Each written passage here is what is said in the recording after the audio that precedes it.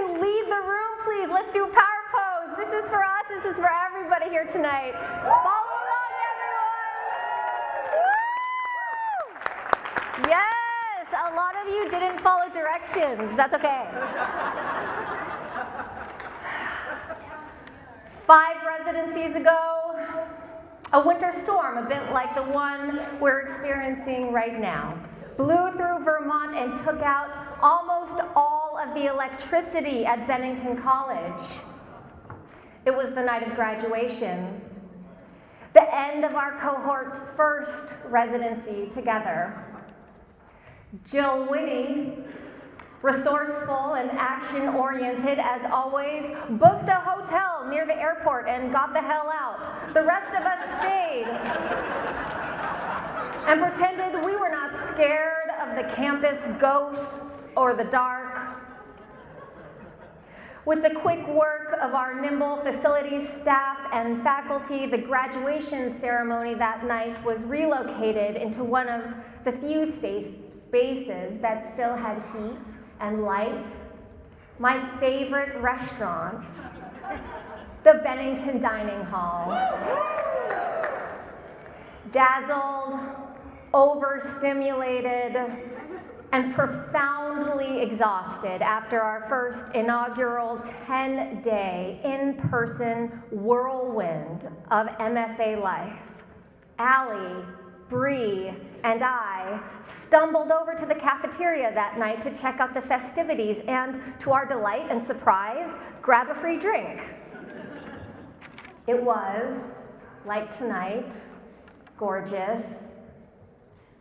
There were tartlets and cheese platters everywhere, white tablecloths, live music, our teachers and fellow workshop participants sparkling in sequins and clean hair. Friends, we didn't know. The original ceremony venue, after all, was in Vapa, apparently some kind of barn.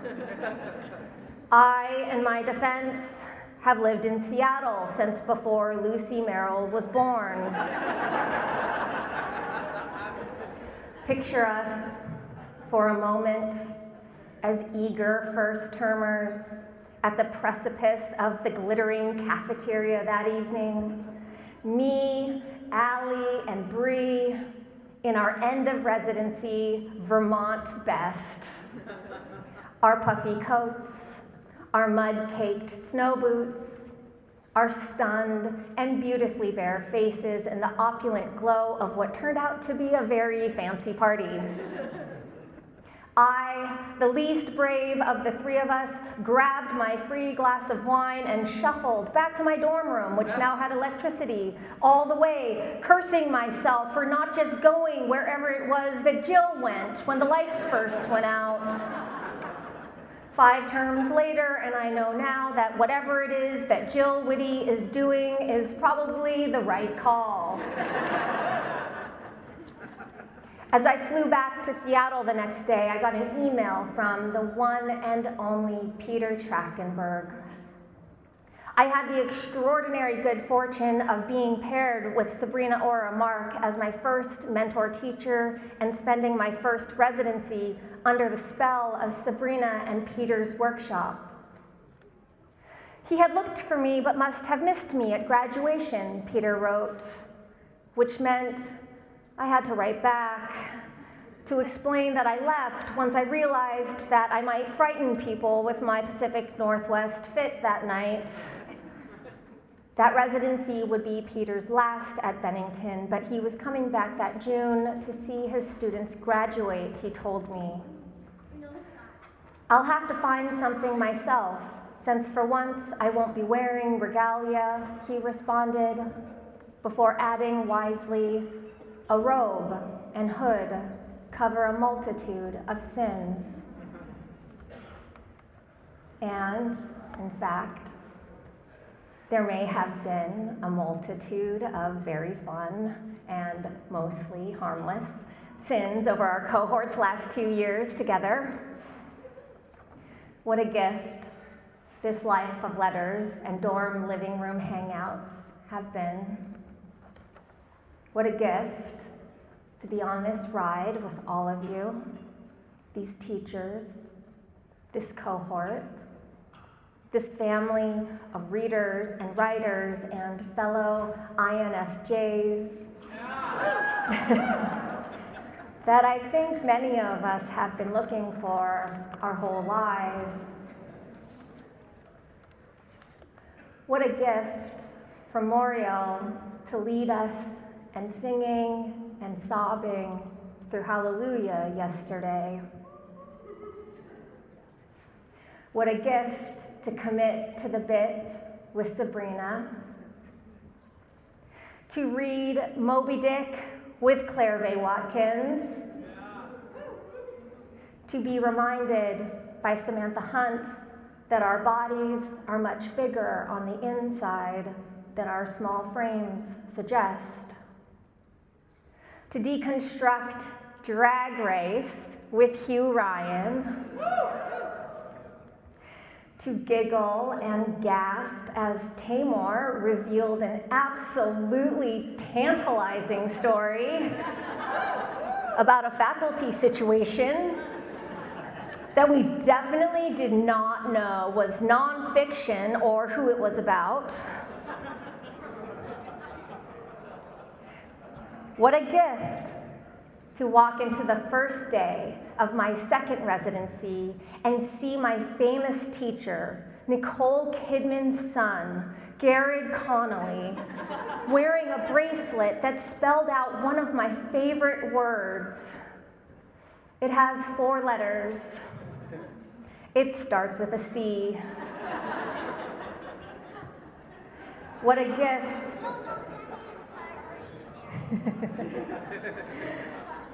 What a gift to quietly cry and miss each other preemptively with Gabrielle Calvar-Corsi, to be reminded by Spencer Reese and Marie Howe that we are here because we have been loved.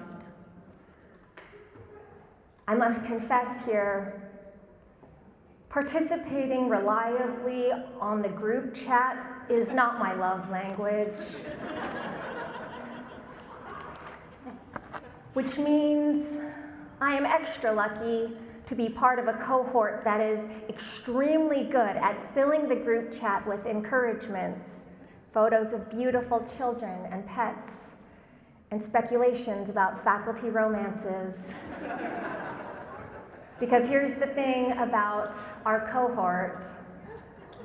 This is a community that even for people who are bad at group chatting, they find out that it's your birthday or that you are late to the graduation walkthrough and celebrate that you exist in the world, reminding you that you are wanted in whatever it is the group is doing, all despite your social awkwardness and self-conscious overwhelm.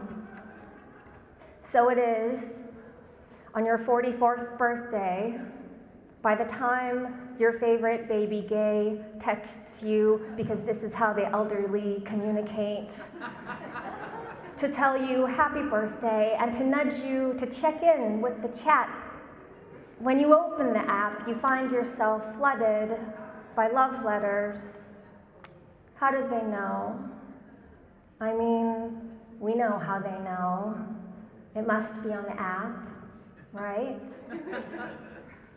It's all on the apps. Who we are, what we do, what day and time and astrological position the moon was in the moment we entered this reality. We are everywhere now. The world and all of its baffling information and misinformation is everywhere now, all of the time. So even more so then, what a gift to be part of this family. To be part of a community that has made it its business to see each other, to remember each other, despite the relentless noise of the internet and the incurable neuroticism and introversion of some of us. What a gift to be included over and over again, exactly as we are, like Eeyore. I have never in my life felt so sure that I was in the right place as I have felt as a Bennington MFA candidate. This is not to say that there weren't times when I considered taking a term off, or perhaps taking all of the rest of my remaining terms off and then retreating into the forest, never to attempt to write another sentence again. I know you all know the writing life is such hard work.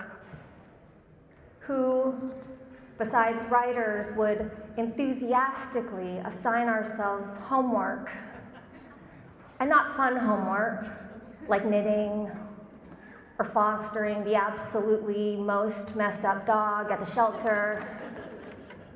No, we writers have decided to neglect our children, partners, day jobs, and rescue pets to turn existential despair into poetry, to invent entirely new worlds that nobody asked for in fiction, to air the entirety of our family's generational dirty laundry in nonfiction.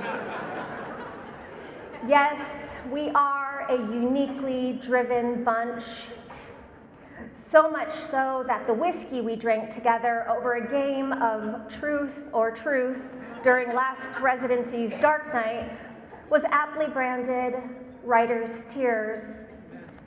Side note, special thank you to our speaker, Linda Cutting, who made sure our cohort would never forget that dark night. That's all I'm going to say about that. But we didn't.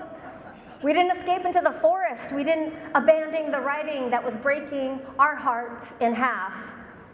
I did, however, declare to Eulabis over lunch last residency that after I finished my current manuscript, that the next project, if I survive my current project, will be a cookbook for dogs.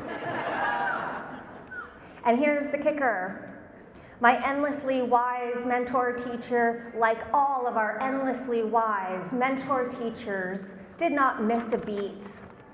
She looked at me over my plate, overflowing with cookies, and said, "I would totally read your cookbook for dogs." Friends, Eula's not here, but let me just say that one more time. Eula Biss said that she would totally read my cookbook for dogs. What a gift, indeed, for all of us to be here, to be mentored, truly, and sometimes hilariously mentored. What a gift the Bennington Writing Seminars is. So yes, this has been such hard work. This will continue to be such hard work. But how lucky are we to be the storytellers, the truth tellers, the art makers in a time like now. This is hard but vital work. Over the last 4 terms of this MFA and over this last global year especially, I know many of us, perhaps all of us, have experienced profound losses, privately and publicly, individually and collectively, nationally and globally. I know that there has been fear and anger and sometimes long stints of malaise and hopelessness so unrelenting that it made the clarity of rage seem like relief. But I also know this: there has been real joy here, and breakthroughs, and weddings, and babies, and remarkable mustaches and hairstyles attempted and pulled off. And here at Bennington, in this life of letters, and within our cohort of misfits and karaoke queens, there has been real love. We are here tonight, like Spencer said, because we have been loved. What a gift all of this has been. And now, as we venture out into the terrifying abyss of post-MFA life, my hope for our cohort is that we never forget the magic that happened here over the last 2 years. We reckoned with ghosts and the dark. We literally caught and mended each other when we fell. Okay, it was me that fell off the step of McCullough, and it was Truth or Truth night, so I blame Linda. Shout out to Lucy and Siobhan for picking me up and fixing me up. We passed each other's tissues in Tishman, and when we were out of Kleenex, we just held onto the knee next to us and leaned against each other. I see you, I see you, I see you, we said to each other in so many different ways, making poets of even the most journalistic nonfiction students among us.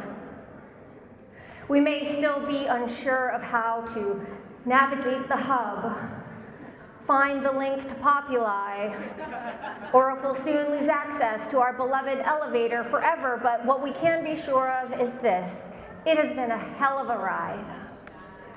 And I am so excited to read all of the work that is sure to come out of this extraordinary experience and to find out what kind of creative ways Jill, Mark, and Lucy will come up with to make sure our cohort stays family forever.